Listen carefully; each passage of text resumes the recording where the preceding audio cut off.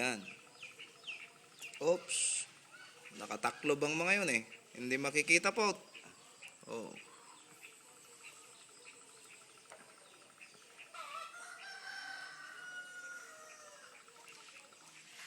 Ayan. Kama mo ba to, Japs? Kaninong kama yan? Kasan ka nahiga? Ah. Oh. Oh.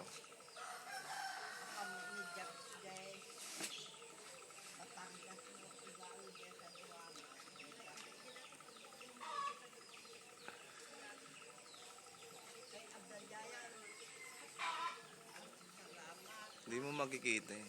Ganyan. Ano bang gusto mong tingnan dito po? Tiles ba? Yung pintura? Yung kesame? Yung mga TV?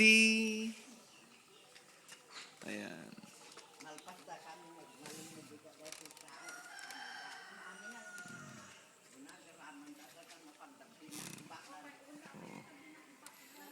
Living room.